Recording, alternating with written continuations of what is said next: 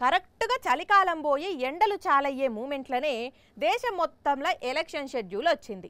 ఇక అదే ఎండల పెద్ద పెద్ద లీడర్లు ప్రచారం చేసిండ్రు, ఇంకా చేస్తూనే ఉన్నారు. చూస్తున్నాం చాలా మంది లీడర్లు ఎండకు తట్టుకోలేక తిప్పలు కూడా పడ్డారు. అయినా ప్రచారం నాపలేదు కదా. అయితే ప్రచారానికి పోయిన రాహుల్ సార్కు కూడా గట్టిగా ఎండగొట్టినట్టున్నది పాపం. అందుకనే ఏం చేసిండో చూడుండ్రి.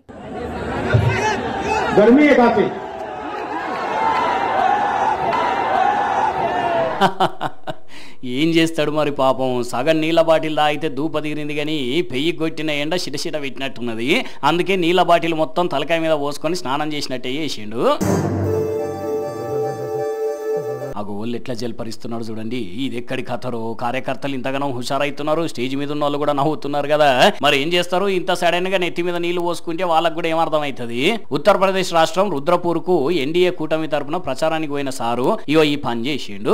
మరి ఎలక్షన్ ప్రచారానికి టైం దగ్గర పడుతున్నదని రోజుకి ఎన్ని మీటింగ్లకు హాజరు పడుతున్నాడో ఏమో గానీ బాగా అలసిపోయిన సారు నెత్తి మీద నీళ్లు పోసుకొని కూల్ అయిండు అన్నట్టు ఇట్లా. కానీ రాహుల్ సార్ ఏం చేసినా గమ్మత్ చేస్తాడు, ఎవరికి అర్థం కాకుండా చేస్తాడు. పోండి, మొన్నటికి మొన్న సడన్ గా స్వీట్ షాప్ కు పోయి స్వీట్లు కొన్నాడు, అటు ఇంకొక కటింగ్ షాప్ కు పోయి షేవింగ్ చేసుకున్నాడు. ఇప్పుడేమో ఇగో ఇట్లా చేసిండు. మొత్తానికి సార్ అయితే మస్తు కూల్ అయినట్టున్నాడు. పోండి.